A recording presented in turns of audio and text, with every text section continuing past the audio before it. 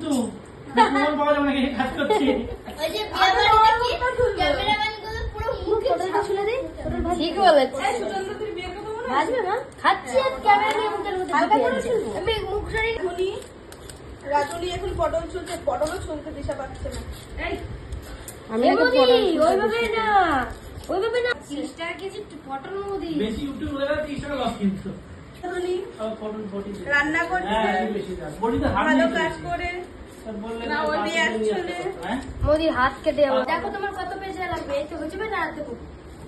আরো দে দুটো কম চিংড়ি মাছ আছে না? হ্যাঁ একটু দে। ওই যে বাটিতেই তো ভর্তি নিয়ে আসি জলে মুখ কিছুটা জল এটা খাচ্ছি আর এটা হচ্ছে একটা কাজ খাওয়াটাকে একটা কাজই বলে আর সেটা এখন আমি করছি হ্যাঁ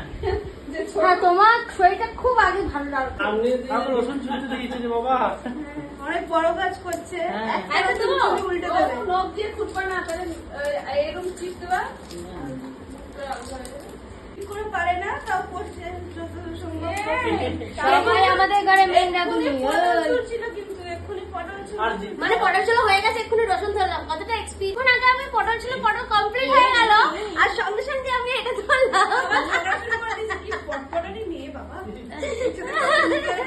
এটা আরেকজন এই আপনি কিছু বলবেন ও কাছে কিন্তু